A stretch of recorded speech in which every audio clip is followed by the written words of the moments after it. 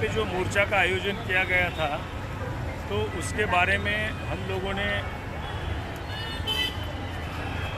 परवाना नहीं देने का कारण था। जो कानूनन कार्रवाई है वो कार्रवाई कर रहे हैं। यहाँ पे कानून व्यवस्था कायम रखने के लिए जो जो कदम उठाना जरूरी है वो सभी सही कदम पुलिस दल उठा रहे हैं।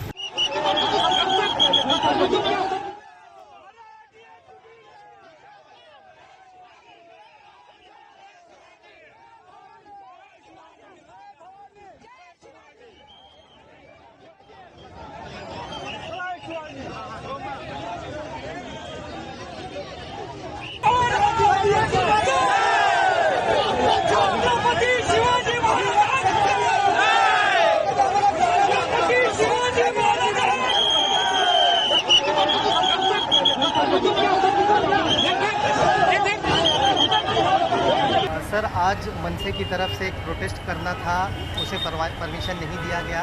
क्या कुछ पुलिस के तहत किस क्या कार्रवाई की? यहाँ पे जो मोर्चा का आयोजन किया गया था तो उसके बारे में हम लोगों ने परवाना नहीं देने का कारण था। इसी चौराहे पे कुछ दिन पहले एक घटना हुई थी जिस घटना के कारण अपराध दर्ज है और कानूनी कार्रवाई की जा रही है। उसके बावजूद यहीं से ये मोर्चा निकालना ये सही नहीं था। उसके लिए उन्होंने यदि कोई दूसरी जगह से और सही रूट से कोई उनका आंदोलन होता था तो उसके बारे में हम लोग सोच विचार कर सकते थे। अभी तक कितने लोगों पर कार्रवाई की गई है और ये लोग नहीं मान रहे, इसके लिए पुलिस और क्या प्रोटेक्शन लेगी? हम पूरी तरह से सतर्क है और जो कानूनन कार्रवाई है वो कार्रवाई कर रहे हैं। यहाँ पे कानून व्यवस्था कायम रखने के लिए जो जो कदम उठाना जरूरी है वो सभी सही कदम पुलिस दल उठा रहे हैं।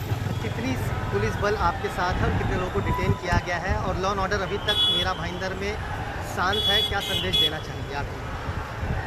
यहाँ पे कानून व्यवस्था कायम है, यहाँ पे शांति है। हम कानून व्यवस्था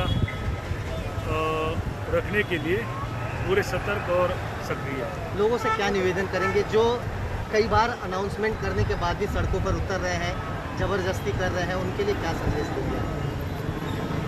नहीं, वो सब लोगों को वही संदेश है कि यहाँ पे कोई इकट्ठा न आए। यहाँ जमाबंदी का आदेश जारी है तो यहाँ पे इस आदेश का उल्लंघन करने के लिए करना गलत है और यहाँ पे कोई जमाव इकट्ठा न हो, इस प्रकार का हम सभी लोगों से ये करेंगे, अपील करेंगे। एक आखिरी सवाल, अविनाश यादव जिनकी अगुवाई में ये मोर्चा होना था, उन्हें सुबह ही हिरासत में ले लिया गया है। अब आगे की क्या कानूनन कार्रवाई उन पर होगी? कब तक उन्हें हिरासत में रखा जाएगा? कानूनन कार्रवाई वो तो प्रिवेंटिव डिटेंशन है। सर ने जो बोला है अभी मैं उनसे बिल्कुल ही साथ में हूँ।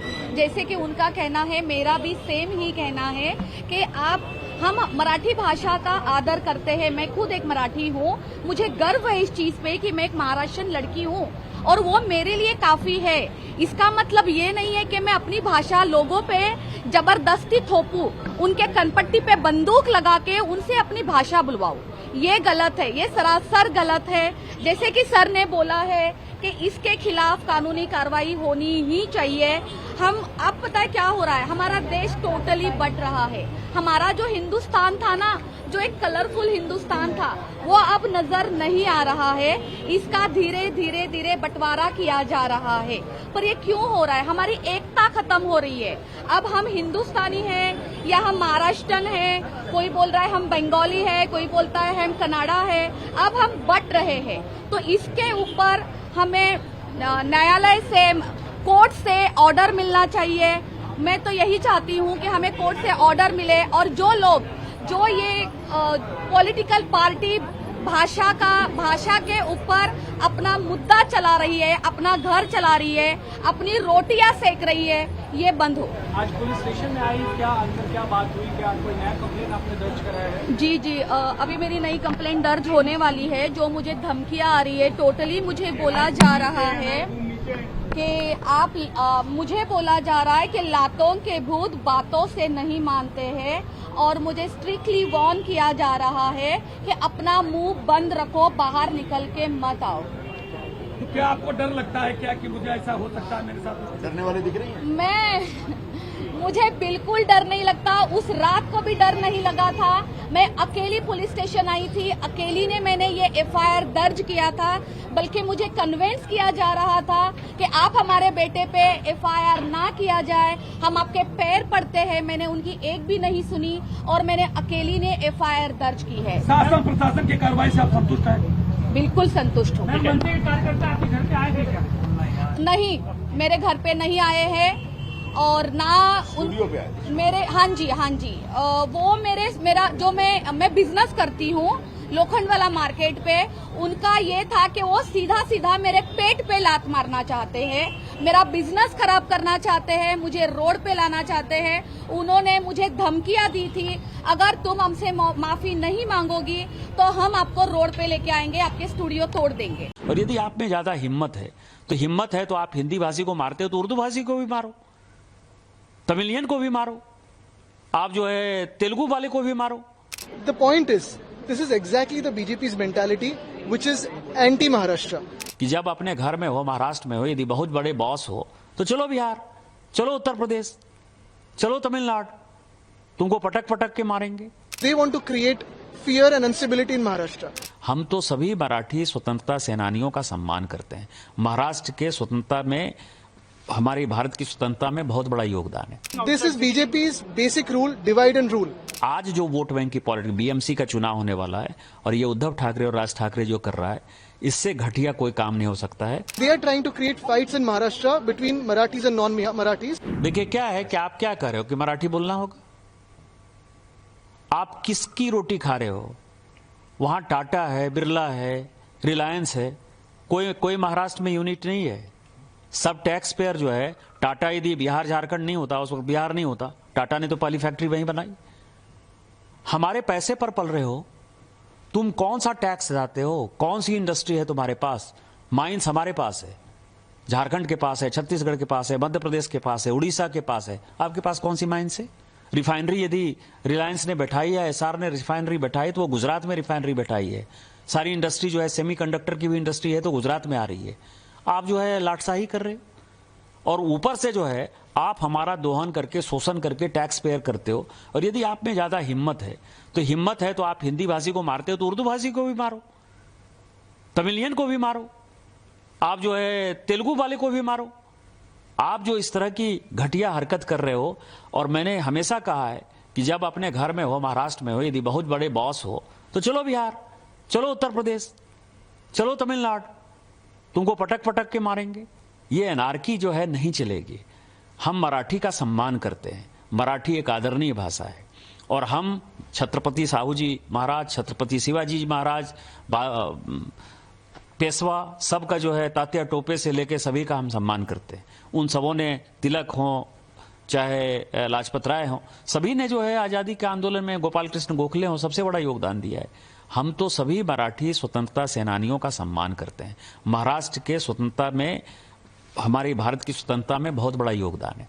लेकिन आज जो वोट बैंक की पॉलिटिक्स, बीएमसी का चुनाव होने वाला है और ये उद्धव ठाकरे और राज ठाकरे जो कर रहा है, इससे घटिया कोई काम नहीं हो सकता है और हम इसका प्रतिकार करते हैं।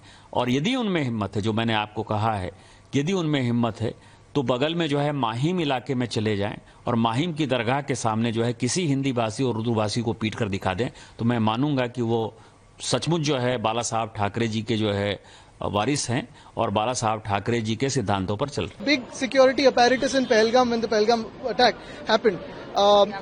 The point is, this is exactly the BJP's mentality, which is anti-Maharashtra. But let me tell you this: we have asked everyone not to react to such crazy minds, such dirty minds, because they want to create fear and instability in Maharashtra. These are the same people who want to create division in Maharashtra, and we will not tolerate this. But at the same time, we are not giving importance to such characters who create poison for Maharashtra across India. What is the reason that No, he has been told. These people are not from Maharashtra. This is BJP's basic rule: divide and rule. This is BJP's playbook. and they are trying to create fights in Maharashtra between Marathis and non-Marathis by trying to add to such situations. This is politics. This is pure politics, and please ignore such characters because these characters are shameless. They only want to have fights in India and start off with their politics. That's it. मराठीमध्ये निशिकांत दुबे जे आहेत त्यांनी सांगितलंय की आम्ही सगळ्यांना सांगितलेलं आहे की अशा फडतूस कॅरेक्टर्सकडे लक्ष देऊ नका, कारण भाजपचं हे प्लेबुकच आहे, तोडाफोडा आणि राज्य करा. जिथे भांडणं नाहीये, जिथे वाद नाहीयेत, तिथे वाद निर्माण करायचे, खोटं काहीतरी पसरवायचं. आणि महत्वाची गोष्ट म्हणजे निशिकांत दुबे हा भाजपचा चेहरा आहे, पण उत्तर भारतचा नाही. आज आपण बघतोय महाराष्ट्रामध्ये अनेक लोक राहतात, चांगले व्यवसाय करतात, आनंदात राहतात. अशा फडतूस कॅरेक्टर्सना, हे जे कोण खासदार आहेत, त्यांना महाराष्ट्रात आग लावायची आहे, पेटवायचं आणि स्वतःची पोळी भाजायची. नुसतं इथे नाही तर देशभरात करायचं, म्हणून असे कॅरेक्टर्स बोलायला लागतात. हे भाजपचे नेते जे आहेत त्यांना नुसतं देशात आगी लावायचे आणि आम्ही त्याच्या विरोधात आहोत. लेकिन सर, जब उत्तर भारतीय जब ऐसा स्टेटमेंट देते किस तरीके देखते सर? ये उत्तर भारतीय नहीं है. ये जो आदमी है, जो भाजपा का सांसद है, वो भाजपा की मानसिकता है. उत्तर भारत ऐसे नहीं है. महाराष्ट्र में बहुत सारे उत्तर भारतीय, दक्षिण भारतीय, सारे पूरे देश से लोग आते हैं, सपना लेके आते हैं. भाजपा का ये प्लेबुक है, तोड़ो फोड़ो राज करो. अगर आप देखें तो हमारी जो लड़ाई थी वो सरकार के खिलाफ थी, किसी भाषा के खिलाफ नहीं थी. हमारी जो लड़ाई थी वो शक्ति के खिलाफ थी, किसी भाषा के खिलाफ नहीं थी. हमारी जो लड़ाई थी वो भाजपा की शक्ति, जो हिंदी की शक्ति थी, उसके खिलाफ थी, किसी भाषा के खिलाफ नहीं. और यही बात मैं कहना चाहता हूँ कि निशिकांत दुबे ये उत्तर भारत का प्रतीक नहीं है. बहुत सारे लोग हैं, जैसे हमारे यहाँ आनंद दुबे है, वो तो शिवसैनिक है, वो तो काम करते हैं. तो यही बात मैं कहना चाहता हूँ कि ऐसे जो लोग हैं जो आग लगाना चाहते हैं, उनकी तरफ आप भी उनको अगर स्पेस ना दे तो इनकी कोई पॉलिटिक्स चलेगी.